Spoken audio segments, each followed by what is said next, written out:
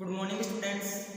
आज अपन BSc part first की chemistry की बात करेंगे। इसके अंदर जो आपका पेपर सेकंड है ऑर्गेनिक केमिस्ट्री, उसके बारे में अपन पढ़ेंगे। आपका जो ऑर्गेनिक केमिस्ट्री का पेपर है उसमें आपकी यूनिट फर्स्ट है मैकेनिज्म ऑफ ऑर्गेनिक रिएक्शंस। ठीक है, यूनिट फर्स्ट आपकी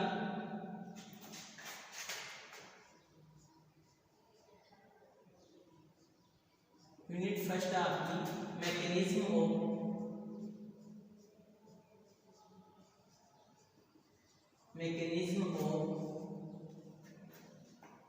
ऑर्गेनिक रिएक्शंस।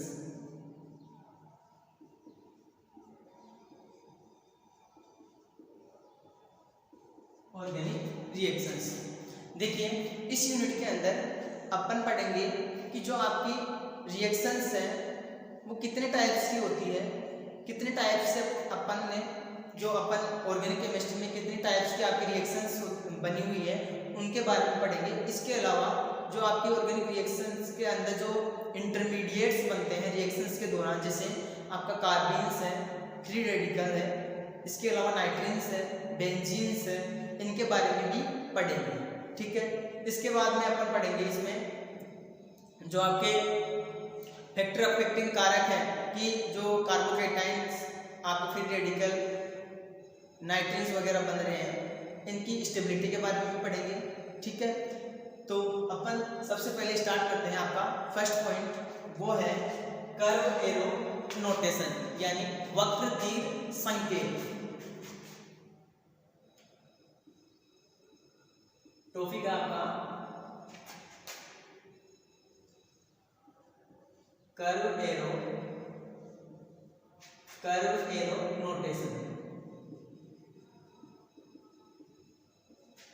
वक्र तीर संकेत।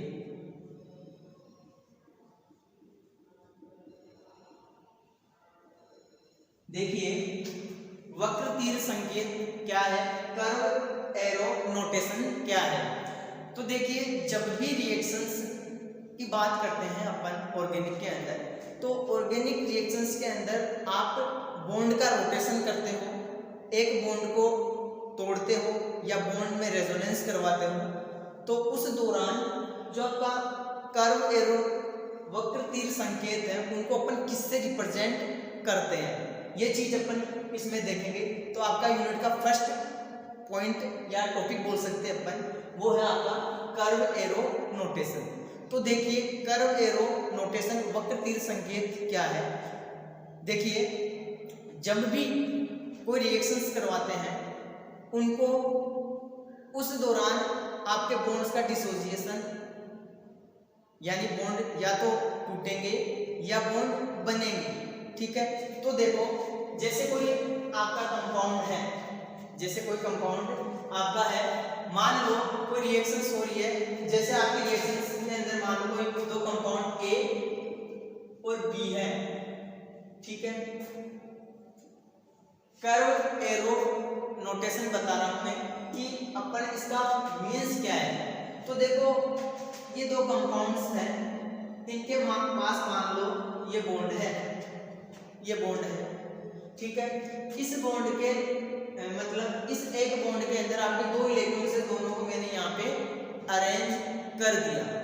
ठीक है, तो देखो, जब भी इस बॉन्ड का डिसोसिएशन होगा या विखंडन होगा या कोई आयनिक कंपाउंड बनेगा आपका, तो देखो इस बॉन्ड को जैसे ही मैं तोड़ूंगा या इसका विस्मांस विखंडन करेंगे, आगे मैं आपको विस्मांस विखंडन और समांस विखंडन भी बताऊंगा। तो देखो, इस बॉन्ड के मान लो दोनों इलेक्ट्रॉन्स इधर शिफ्ट हो रहे हैं, किसकी तरफ, बी कंपाउंड की तरफ। तो आपका कंपाउंड क्या बनेगा, ए पे पॉजिटिव चार्ज आएगा और बी पे नेगेटिव चार्ज आएगा, बी पे नेगेटिव चार्ज आएगा। ठीक है, तो देखो, ए के ऊपर पॉजिटिव चार्ज आया और बी के ऊपर नेगेटिव चार्ज आया, तो इस प्रकार जो इलेक्ट्रॉन्स की शिफ्टिंग की, इलेक्ट्रॉन्स आपके शिफ्ट हुए, उन इलेक्ट्रॉन्स को अपन किस एरो से रिप्रेजेंट करेंगे, वो एरो है आपका ये वाला एरो, दिख रहा होगा आपको।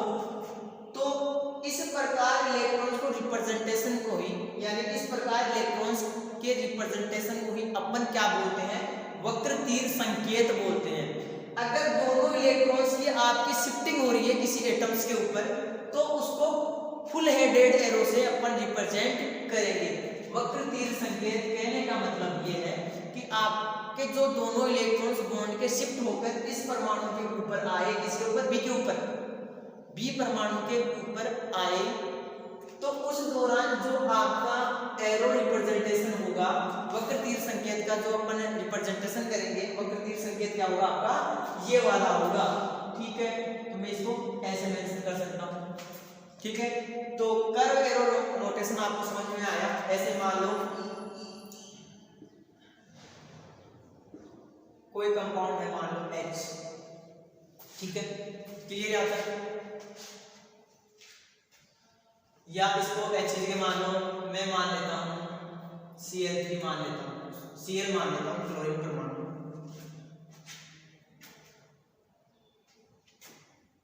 तो यहां पे देखिए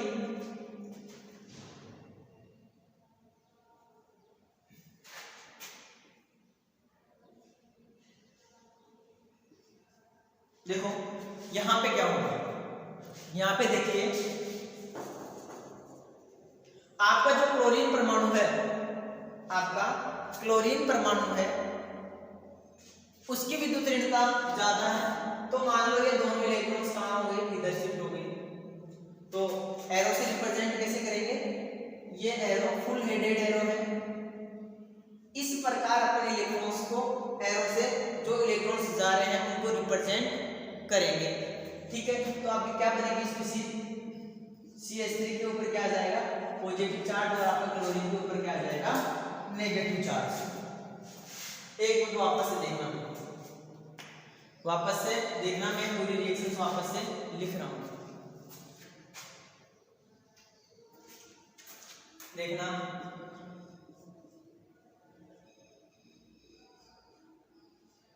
Cl है, ये दोनों इलेक्ट्रॉन्स के, पहले मैंने कार्बन मेंशन नहीं किया था इसलिए वापस से बता रहा हूं। देखिए तो कार्बन पे क्या आ गया पॉजिटिव, और Cl पे क्या आ गया आपका नेगेटिव। क्लियर, क्या हुआ, बॉन्ड के दोनों इलेक्ट्रॉन्स कहां शिफ्ट हो रहे हैं, आपके क्लोरीन परमाणु की तरफ शिफ्ट हो रहे हैं। आई बात समझ में, क्लियर है। दोनों परमाणु कहां शिफ्ट हो रहे हैं, दोनों परमाणु के इलेक्ट्रॉन्स आपके दोनों बॉन्ड्स के इलेक्ट्रॉन्स आपके क्लोरीन एटम के ऊपर जा रहे हैं। तो इस दौरान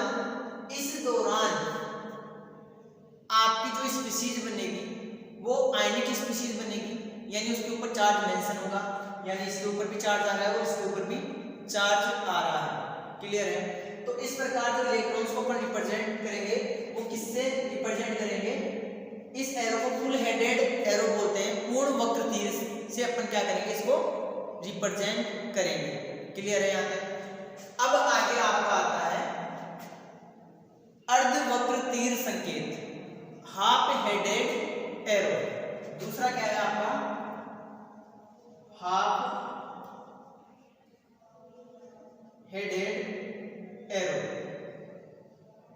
देखो जिसको बोलते हैं अर्ध वक्र तीर। पहले वाला क्या था आपका, फुल हेडेड एरो था, पूर्ण वक्र तीर था, इसको क्या बोल सकते हैं अपन, पूर्ण वक्र तीर। पूर्ण वक्र तीर ये क्या है आपका, अर्धवक्र तीर। ठीक है, तो देखिए इसमें क्या होगा, इसमें मान लो कि जो आपके बॉन्ड्स के इलेक्ट्रॉन्स थे वो इलेक्ट्रॉन्स क्या होंगे,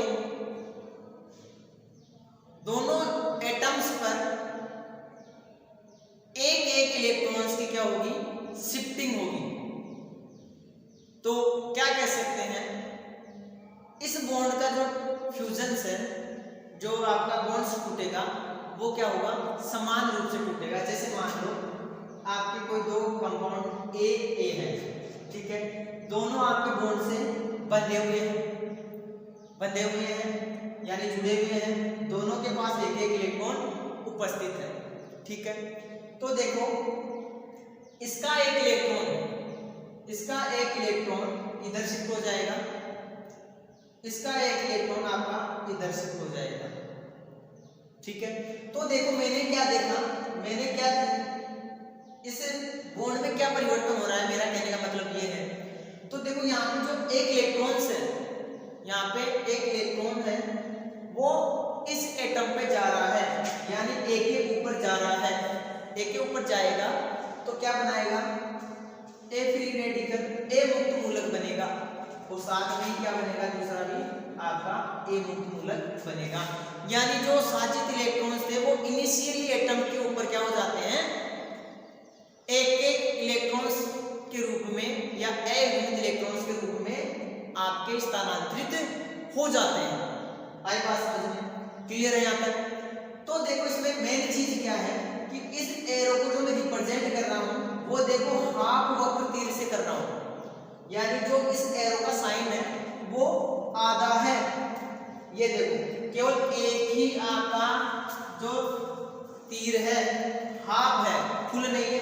फुल तो क्या था, फुल तो आपका फुल एरो तो ये था जो जिसको अपन ऐसे रिप्रेजेंट करते हैं। ये क्या है, अर्धवक्र तीर, और ये क्या है, पूर्ण वक्र तीर बोल सकते हैं इसको। तो कर्व एरो नोटेशन समझ में आया होगा।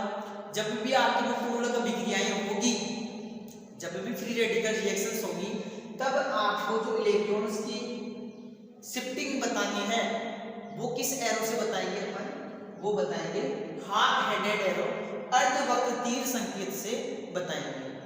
क्लियर है, यानी इससे बताएंगे। और जब भी कार्बोकेटाइंस या एनाइंस का फॉर्मेशन होता है तब अपन फुल हेडेड एरो या पूर्ण वक्र तीर से अपन उसको क्या करेंगे, रिप्रेजेंट करेंगे। ऐसे ये है आपका पूर्ण वक्र तीर और ये है आपका अर्धवक्र तीर। क्लियर, ठीक है। आगे आपका नेक्स्ट जो पॉइंट आता है वो है आपका होमोलाइटिक एंड हेटेरोलाइटिक बॉन्ड्स फ्यूजन। ठीक है, उतार लो इसको, स्क्रीनशॉट ले लो। फिर मैं आगे नेक्स्ट पॉइंट पढ़ाऊंगा आपको, वो है आपका होमोलाइटिक एंड हेटेरोलाइटिक बॉन्ड्स का फ्यूजन। हो गया, ठीक है।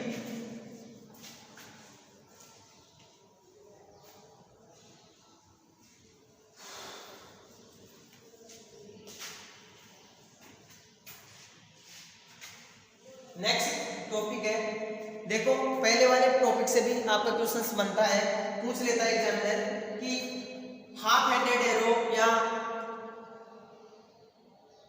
कर्व एरो नोटेशन क्या है, समझाइए। अर्धवक्र तीर और पूर्ण वक्र तीर क्या होते हैं, समझाइए। तो एरो रिप्रेजेंटेशन आपको पता होना चाहिए, क्योंकि जब आपको एरो घुमाना ही नहीं आएगा तो ऑर्गेनिक मैकेनिज्म तो कर ही नहीं पाओगे। ठीक है, तो आणविक अभिक्रियाओं में अपन फुल हेडेड एरो का यूज करेंगे और फ्री रेडिकल अभिक्रियाओं में अपन हाफ हेडेड एरो या अर्धवक्र तीर का उपयोग करेंगे। ठीक है, अब देखो आगे जो आगे नेक्स्ट पॉइंट है आपका, नेक्स्ट टॉपिक है homolytic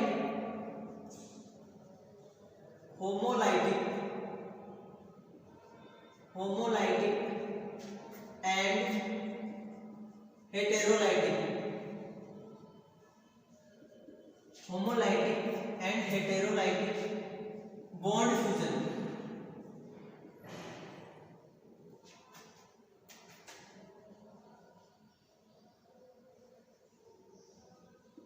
homolytic and heterolytic bond fusion, देखिए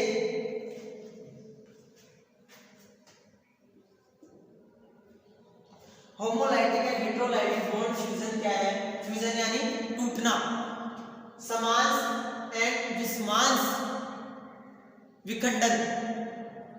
homolytic and heterolytic bond fusion यानी बंध का समांश एंड विषमांश विखंडन अपने को पढ़ना है। ठीक है, तो देखो होमोलाइटिक बॉन्ड फ्यूजन क्या होता है और हेटेरोलाइटिक बॉन्ड फ्यूजन क्या होता है। एग्जाम में यहाँ से क्वेश्चन बनता है homolytic and heterolytic bond fusion को समझाइए, यानी समांश और विषमांश विखंडन को समझाइए। ठीक है, तो देखिए सबसे पहले बात करते हैं अपन होमोलाइटिक होमोलाइटिक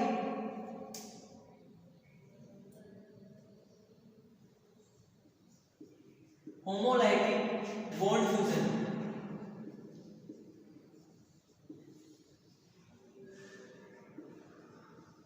तो देखिए समान विखंडन क्या होता है।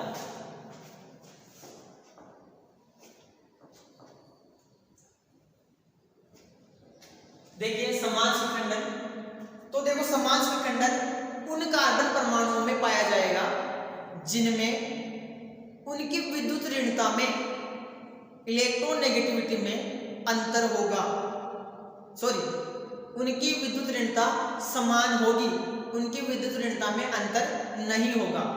कहने का मतलब जिन परमाणुओं की इलेक्ट्रोनेगेटिविटी सेम होती है उन कंपाउंड में होमोलाइटिक बॉन्ड फ्यूजन पाया जाएगा। ठीक है, जैसे देखो मैं एग्जांपल ले रहा हूं, क्लोरीन आपका Cl2 परमाणु का एग्जांपल ले रहा हूं। ठीक है, तो आपके दो क्लोरीन परमाणु है, दोनों की विद्युत ऋणता सेम है। इसके इलेक्ट्रॉन्स को मैं रिप्रेजेंट कर रहा हूं। क्लोरीन के आउटर मोस्ट शेल में आपको पता है 7 इलेक्ट्रॉन्स होते हैं।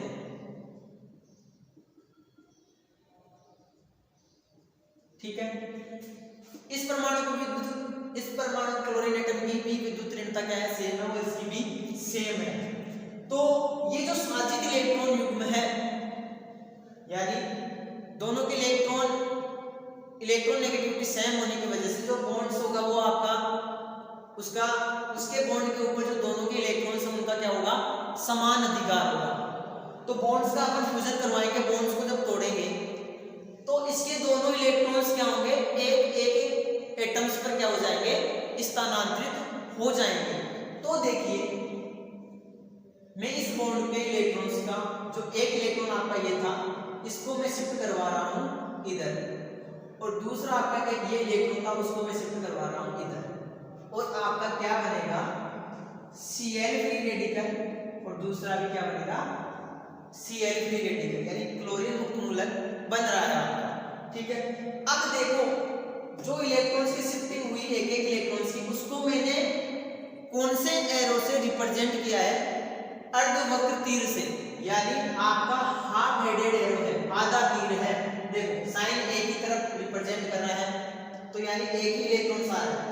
अगर आपके इलेक्ट्रॉन U और U होते हैं तो इसका मतलब दो इलेक्ट्रॉन्स है, इन दोनों संकेतों का मतलब क्या है, आपके इलेक्ट्रॉन्स कितने हैं, दो, और इसका मतलब है आपका इलेक्ट्रॉन्स कितना है, एक है, याद रखना।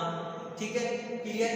तो होमोलाइटिक बॉन्ड्स फ्यूजन के दौरान आपके क्या बनेंगे, मुक्त मूलक बनेंगे। एक और एग्जांपल लेते हैं, देखिए जैसे आपका CH4 है, इसमें मैं इसको ऐसे मेंशन कर रहा हूं। देखो CH4 है, इसकी संरचना देखें तो आपके हाइड्रोजन इधर है, ये देखो कार्बन और हाइड्रोजन की विद्युत ऋणता में ज्यादा डिफरेंस नहीं होता है, ज्यादा डिफरेंस नहीं है, तो क्या होगा, इसके बीच में भी क्या होगा, समान विखंडन होगा, और बॉन्ड्स के जो साजित इलेक्ट्रॉन्स है दोनों परमाणुओं पर इनिशियल अवस्था में आपके एक इलेक्ट्रॉन्स क्या हो जाएंगे, स्थानांतरित हो जाएंगे। ठीक है, ये देखो क्लियर। अब क्या होगा, जैसे स्थानांतरित हुए तो क्या बना, आपका कार्बन फ्री रेडिकल और कार्बन मुक्त मूलक बना, और हाइड्रोजन मुक्त मूलक बना। ये देखो ये कार्बन मुक्त मूलक और ये आपका हाइड्रोजन मुक्त मूलक। तो अपन क्या कह सकते हैं, होमोलाइटिक बॉन्ड फ्यूजन कब पॉसिबल है, होमोलाइटिक बॉन्ड फ्यूजन यानी समान विखंडन आपका तब पॉसिबल है जब दो परमाणुओं की विद्युत ऋणता क्या होगी, सेम होगी, समान होगी। इसके अलावा होमोलाइटिक बॉन्ड फ्यूजन के दौरान आपके फ्री रेडिकल या मुक्त मूलकों का निर्माण होता है। ठीक है, क्लियर यहाँ तक, ये आपका होमोलाइटिक कंप्लीट है। अब बात करेंगे अपन हेटेरोलाइटिक बॉन्ड फ्यूजन की। किसकी बात करेंगे, हेटेरोलाइटिक बॉन्ड फ्यूजन। देखिए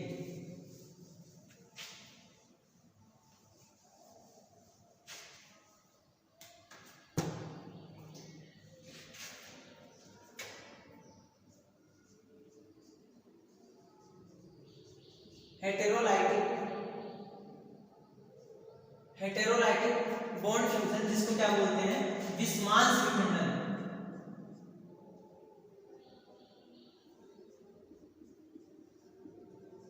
विस्मांस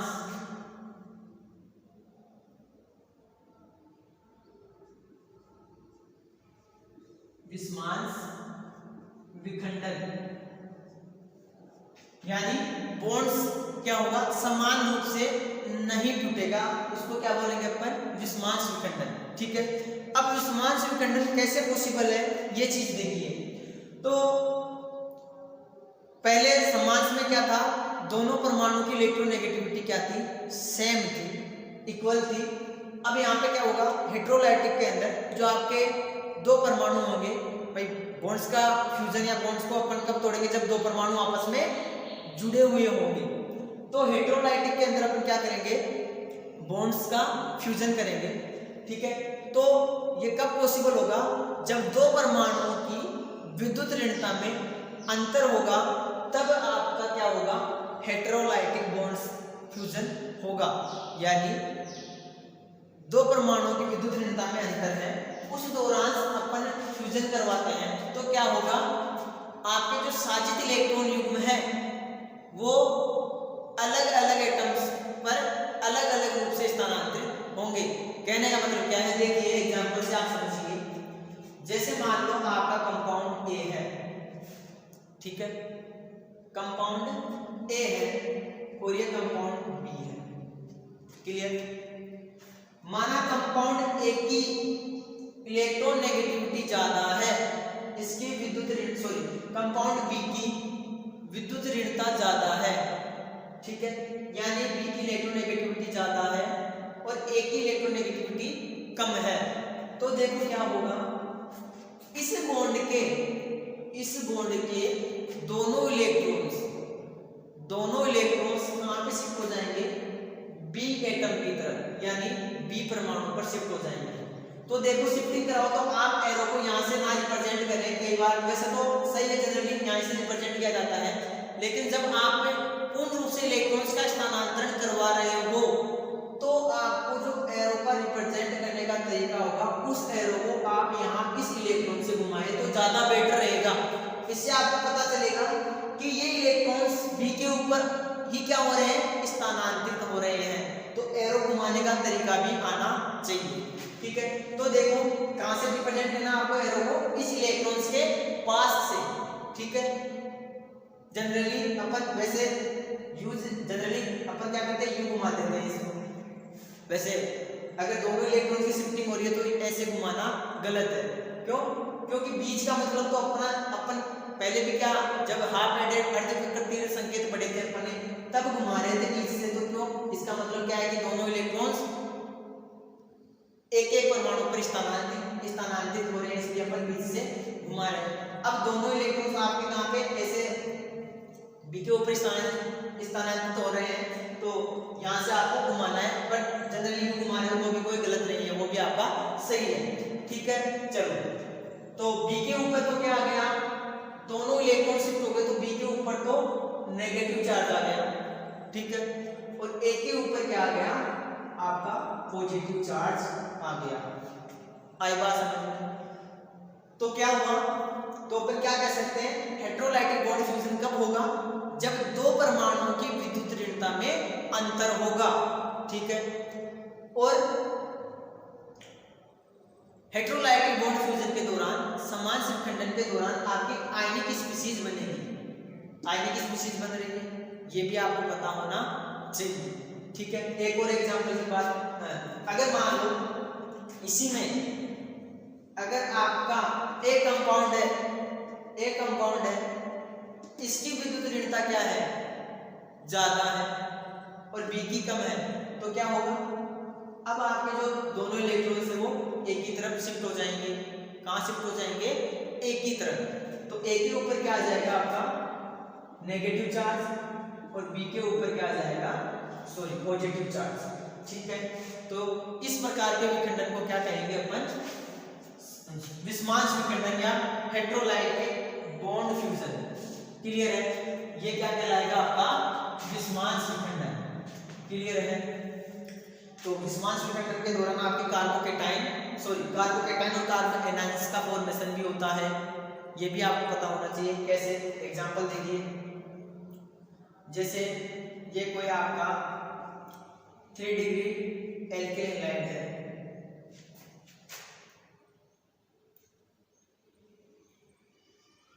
और इसके पास में क्लोरीन परमाणु जुड़ा हुआ है, ठीक है। ये क्या है? 3 डिग्री एल्केन हैलाइड, क्या है? 3 डिग्री एल्केन हैलाइड है। इसके पास जो ये बॉन्ड बना हुआ है, इसमें इसकी इलेक्ट्रॉन नेगेटिविटी क्या है? ज्यादा है, इसकी क्लोरीन परमाणु की, और इसमें इसकी इलेक्ट्रॉन नेगेटिविटी जो आपके एल्काइल ग्रुप है उसकी इलेक्ट्रॉन नेगेटिविटी क्या है? कम है। तो साथ ही इलेक्ट्रॉन समूह का क्या होगा? जो बॉन्ड्स के ऊपर जो आपका बॉन्ड बना हुआ है, इसके ऊपर इसकी इलेक्ट्रॉन नेगेटिविटी इफेक्ट के कारण ये क्या करेगा? इन दोनों इलेक्ट्रॉन्स को क्या कर लेगा? अपनी तरफ खींच लेगा, और जैसे खींचेगा तो क्या बनेगा आपका? CH3 और कार्बन के ऊपर पॉजिटिव चार्ज, कार्बन के ऊपर पॉजिटिव चार्ज, और यहाँ पे आ जाएगा आपका क्लोरीन के ऊपर नेगेटिव चार्ज, ठीक है। तो क्या बन गया आपका? कार्बोकेटाइन, ठीक है। क्लियर है? तो इस प्रकार कार्बोकेटाइंस का फॉर्मेशन होता है। अगर मान लो इस Cl की जगह कम विद्युत ऋणता वाला कंपाउंड जुड़ा हुआ होता और वह इलेक्ट्रॉन्स नहीं खींच पाता, कहां से?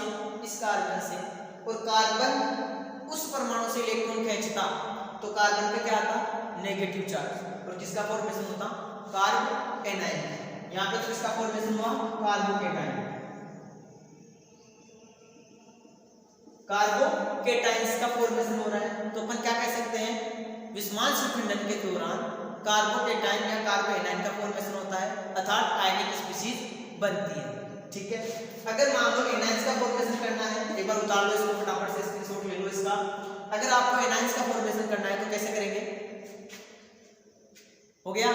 देखिए यहाँ पे आपका कोई जेड ग्रुप लगा हुआ है, यहाँ पे कोई आपका जेड ग्रुप लगा हुआ है, उसकी इलेक्ट्रॉन नेगेटिविटी क्या है? मान लो कम है, इसकी इलेक्ट्रॉन नेगेटिविटी क्या है?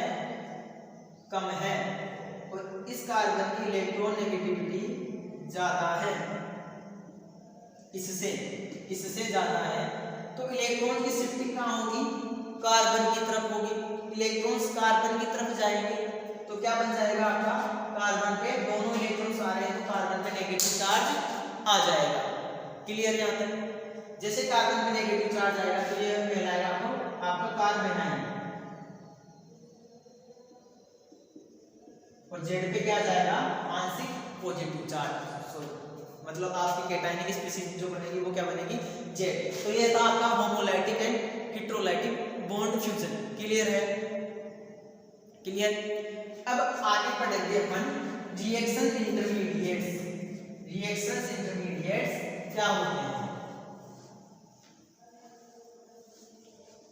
देखिए homolytic and heterolytic bond fusion complete है।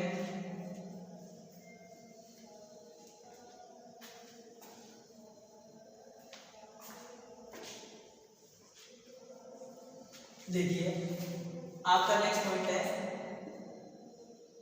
नेक्स्ट टॉपिक है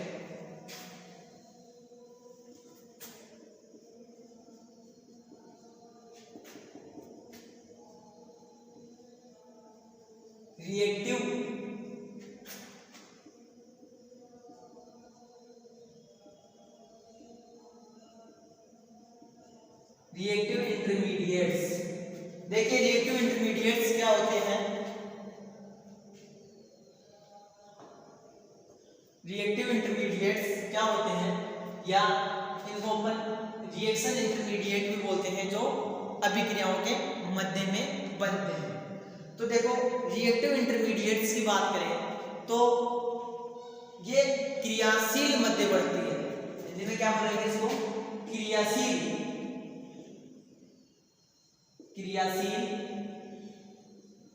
मध्यवर्ती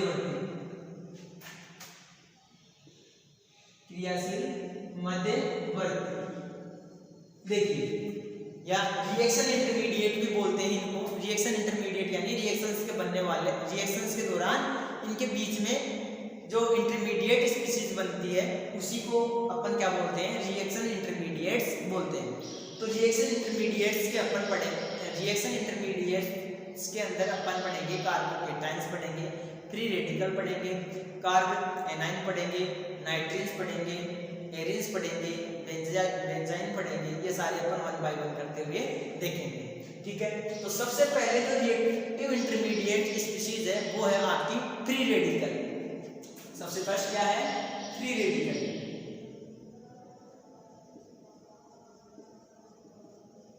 तो देखिए फ्री रेडिकल के अंदर क्या होगा, जिसको क्या बोलते हैं अपन, मुक्त मूलक। मुक्त मूलक, तो देखो मुक्त मूलक क्या होते हैं, जिसको कार्बन मुक्त मूलक भी बोलते हैं या कार्बन फ्री रेडिकल के नाम से भी जानते हैं। क्या कह सकते हैं अपन, कार्बन फ्री रेडिकल।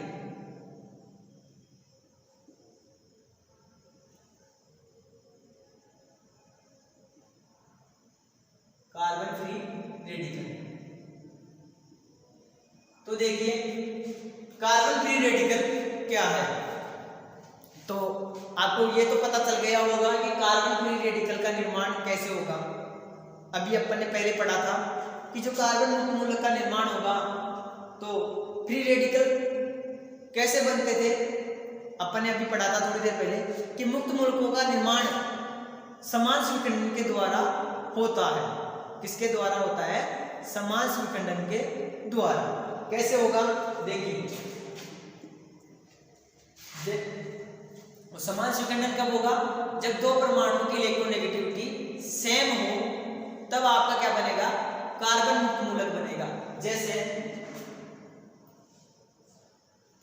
Cl, यहाँ पे एल्किल हाइड है, सॉरी यहाँ पे हाइड्रोजन है, CH4 है।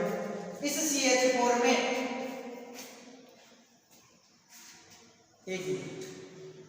इस CH4 में अपन क्या कराएं, समान स्विकंडन करवाएं, यानी इसका होमोलाइटिक बॉन्ड फ्यूजन करवाएं। तो क्या होगा, जो आपका हाइड्रोजन है वो क्या हो जाएगा, मुक्त मूलक के रूप में चला जाएगा और कार्बन का क्या बन जाएगा, मुक्त मूलक बन जाएगा। तो देखिए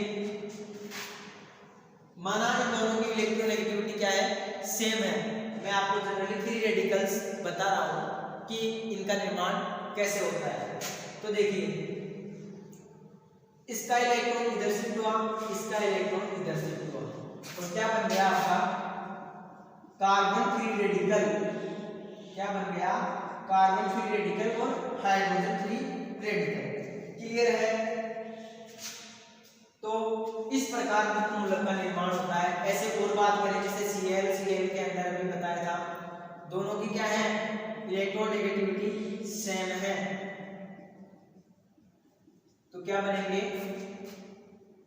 दोनों इलेक्ट्रॉन अलग अलग एटम्स पे क्या हो जाएंगे, स्थानांतरित हो जाएंगे। तो क्या बनेंगे, दो Cl3 रेडिकल बनेंगे। क्लियर है यहाँ तक, क्लियर है, ठीक है। और इस दौरान अपने को एनर्जी भी देनी पड़ेगी। वो एनर्जी कितनी देनी पड़ेगी, 243 किलो जूल जो है एनर्जी देनी पड़ेगी। क्लियर, 243 किलो जूल के आसपास इसको एनर्जी देनी पड़ेगी, ठीक है। अब देखिए आगे बात करते हैं, तो अपन क्या कह सकते हैं, इसके ऊपर फ्री रेडिकल आ गया, मिथाइल के ऊपर फ्री रेडिकल आ गया, कार्बन फ्री रेडिकल अपना यही है। तो अपन क्या कह सकते हैं कि कार्बन मुक्त मूलक वह स्पीशीज है जिसके पास एकाकी इलेक्ट्रॉन युग्म लोन पेयर उपस्थित होता है, किसके, जिसके इसके p ऑर्बिटल में उपस्थित होता है। तो अपन क्या कह सकते हैं कि कार्बन फ्री रेडिकल वह स्पीशीज है जिसमें अयुग्मित इलेक्ट्रॉन उपस्थित होता है और वह सहसंयोजक बंध के समान स्विकंडन के द्वारा निर्मित होती है। क्लियर? वापस बता रहा हूँ, कार्बन मुक्त मूलक आपकी वह स्पीसीज है जिसका निर्माण सहसंयोजक बंध के द्वारा होता है और उसके पास एक अयुग्मित इलेक्ट्रॉन उपस्थित होता है, उसे अपन क्या कहते हैं? कार्बन मुक्त मूलक कहते हैं या फ्री रेडिकल स्पीसीज कहते हैं। ठीक है, क्लियर? अब देखिए कार्बन फ्री रेडिकल के अंदर इसकी स्ट्रक्चर और इसकी शेप की बात करेंगे अपन। तो देखिए इसकी शेप क्या होगी, देखो ये आपका कार्बन,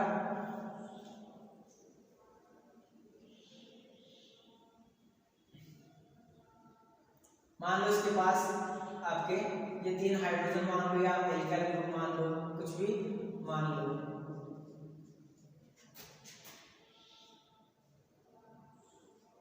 ये इसका p ऑर्बिटल है।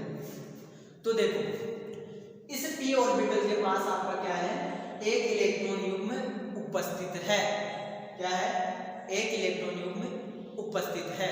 ठीक है, अब इसके संकरण की बात करते हैं कि इसका हाइब्रिडाइजेशन क्या होगा। तो देखिए संकरण निकालने के लिए जनरली फॉर्मूला क्या होता है आपका? हाइब्रिडाइजेशन इज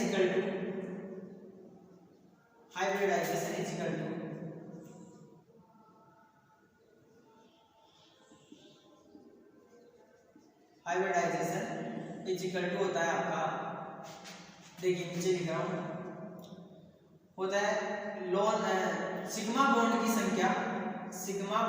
संख्या plus number of lone pair, number of है यहाँ पे आपके number of sigma bond and number of lone pair, इसके द्वारा अपन क्या निकाल सकते हैं? संकरण निकाल सकते हैं किसी भी एटम में। ठीक है, तो देखो यहाँ पे सिग्मा बॉन्ड कितने हैं? 1 2 3। लोन पेयर क्या है? लोन पेयर तो है ही नहीं, एक एकाकी इलेक्ट्रॉन युग्म है, तो ये तो क्या है? आधा है, पूरा तो है नहीं, पूरा होता तो अपन 1 प्लस करते। तो इसकी वैल्यू आती है 3.5। 3.5 में अपना संकरण बैठता नहीं है। क्यों? क्योंकि अगर बॉन्ड्स की संख्या, लोन पेयर की संख्या आपकी 3 आती है तो आपका संकरण होता है क्या? sp2। और यदि 4 मानते हैं तो अपन करेंगे sp3। लेकिन यहाँ पे तो अपना क्या आ रहा है? 3.5 3 पॉइंट कुछ 3.5 आ रहे हैं, तो 3.5 का मतलब क्या है? 3.5 का मतलब तो कुछ ही नहीं है, अपन संकरण बैठा नहीं सकते। लेकिन आपको जब भी याद रखना है, आप संकरण की बात ही कर रहे हैं, तो जब भी एल्काइल यौगिकों में या एल्काइल फ्री रेडिकल कंपाउंड्सों में आपका कार्बन का आपको कार्बन का संकरण पूछा जाए, तो जितने भी एल्काइल मुक्त मूलक है या कार्बन मुक्त मूलक है उनमें संकरण आपका sp2 ही होगा, याद रखना। ठीक है, क्लियर? क्यों होगा ये मैंने बता दिया, क्योंकि इसके अलावा यदि कुछ स्पीशीज ऐसी है जैसे मान लो CCl3 आ जाए, इसके अलावा आपका CF3 आ जाए और यहाँ पे फ्री रेडिकल आ जाए, और ये अभी वाला क्या था आपका? CH3 फ्री रेडिकल था, तो इसमें तो आपका संकरण क्या होगा? sp3 होगा। क्लियर? और इनमें संकरण क्या होगा? सॉरी, इसमें तो आपका संकरण क्या होगा? sp2 होगा, और इनमें संकरण आपका sp3 होगा। अब बोलोगे कि सर ऐसा क्या हो गया कि इसमें sp3 हो गया? तो देखो इसकी जो शेप की बात करें तो जनरली इसकी शेप क्या होती है? इसकी शेप होती है आपकी ट्रायंगुलर प्लेनर, जबकि इनकी शेप क्या होती है? इनकी शेप आपकी टेट्राहेड्रल होती है। क्यों? क्योंकि यहाँ पे जो क्लोरीन परमाणु आ रहे हैं, क्योंकि पहले वाले में तो आपके हाइड्रोजन परमाणु थे यहाँ पे, लेकिन यहाँ पे क्लोरीन और फ्लोरीन परमाणु आ रहे हैं, तो फ्लोरीन परमाणु आने की वजह से इसके लोन पेयर में क्या होगा? विपल्सन होगा। आई बात समझ में? जैसे मैं इसकी ऑर्बिटल स्ट्रक्चर से डिनोट करके बता सकता हूँ वैसे तो देखिए जैसे आपका मान ये लोन पेयर है, ये आपका ये है। देखो इसमें एक बार देखना, यहाँ पे क्या जुड़े हुए हैं आपके हाइड्रोजन, और यहाँ पे आपका लोन पेयर है, ये हाइड्रोजन है, ये आपका यहाँ पर भी सॉरी यहाँ पर भी हाइड्रोजन है। तो यहाँ पर इस आपके एकाकी इलेक्ट्रॉन युग्म है जो आपका अयुग्मित इलेक्ट्रॉन सॉरी अयुग्मित इलेक्ट्रॉन एकाकी इलेक्ट्रॉन लोन पेयर नहीं है सॉरी आपका अयुग्मित इलेक्ट्रॉन्स है। इस अयुग्मित इलेक्ट्रॉन्स के बीच में इस हाइड्रोजन के बीच में कोई विपल्सन नहीं है। जब विपल्सन नहीं है तो आपका संकरण क्या होगा, sp2 होगा। क्या होगा, sp2 होगा। लेकिन CCl3 फ्री रेडिकल में और Cl3 फ्री रेडिकल में क्या होगा, यहाँ पे क्लोरीन एटम आ जाएंगे। जैसे ही क्लोरीन एटम आएंगे तो यहाँ पे क्या होगा, इनके बीच में विपल्सन होगा, इनके बीच में विपल्सन होगा, और विपल्सन होगा तो इनकी शेप भी क्या हो जाएगी, पायरामिडल हो जाएगी, अमोनिया की जैसी इनकी शेप हो जाएगी। आई बात समझ में? तो इसका संकरण क्लोरीन परमाणु आने पर क्या हो जाएगा, आपका sp3 हो जाएगा। तो एल्काइल फ्री रेडिकल्स के अंदर आपका संकरण क्या रहेगा, हमेशा sp2 रहेगा। क्लियर? चलो ठीक है।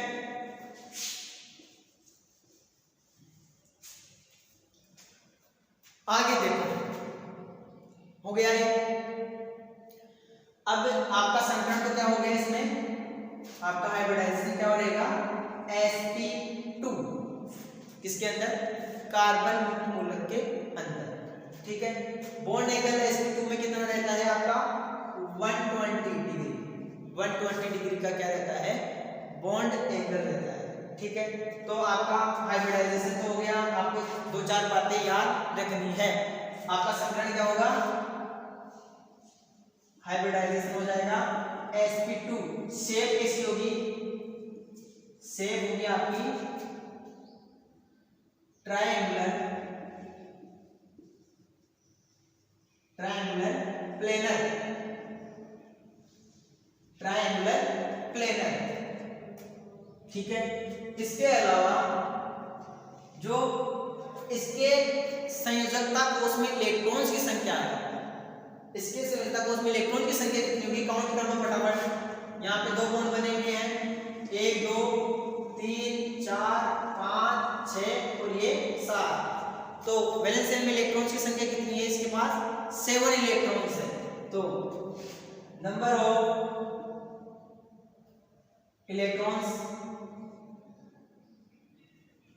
नंबर ऑफ इलेक्ट्रॉन्स कितने होंगे, 7 इलेक्ट्रॉन स्पीशीज रहेगी आपकी, यानी जो मुक्त मूलक है वो 7 इलेक्ट्रॉन स्पीशीज वाले रहेंगे। कार्बन मुक्त मूलक आपकी क्या है, 7 इलेक्ट्रॉन कंटेनिंग स्पीशीज है। ठीक है। इसके अलावा बात करें तो ये एक इलेक्ट्रॉन रिच स्पीशीज है, इसके पास इलेक्ट्रॉन्स की कमी है। तो इसका नेचर कैसा होगा, नेचर होगा इसका इलेक्ट्रोफाइल का, यानी ये इलेक्ट्रोफाइल की तरह बिहेव करेगा। आई पास समझ में, हाइब्रिडाइजेशन हो गया, शेप हो गई, इलेक्ट्रॉन्स हो गए, नेचर हो गया, इलेक्ट्रोफाइल की तरह बिहेव करेगा। क्लियर? इसके अलावा ये पैरामैग्नेटिक नेचर की होती है, सॉरी प्रकृति तो इसमें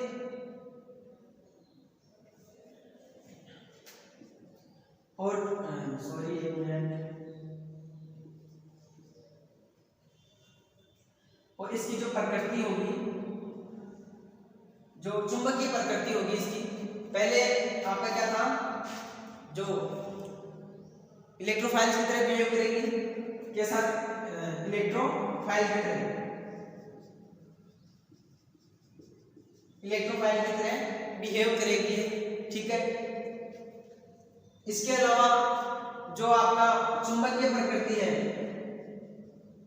जो चुंबकीय प्रकृति है वो चुंबकीय प्रकृति क्या होगी इसकी, अयुग्मित इलेक्ट्रॉन्स है।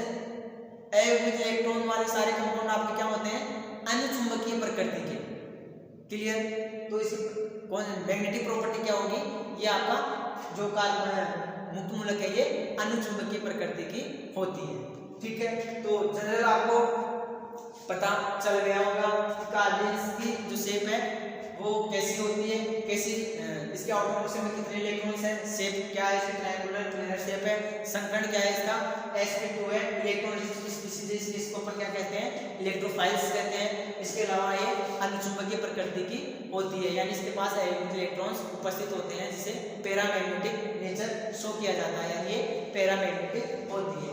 इसके अलावा ये जो शेप है ये इसका ऑर्बिटल डायग्राम है, ये इसकी कक्षीय संरचना है, इसकी कार्बन की कक्षीय आपका क्या कौन सा डायग्राम है, कक्षीय संरचना है। अब अपन इसके जो आगे इसकी जो स्टेबिलिटी है, स्टेबिलिटी की बात करेंगे, इसके बारे में कार्बन है उसकी स्टेबिलिटी की बात करेंगे कि कार्बन कौन सी कार्बन आपकी ज्यादा स्टेबल होगी और कौन सी कार्बन आपकी कम स्टेबल होगी। ठीक है, क्लियर।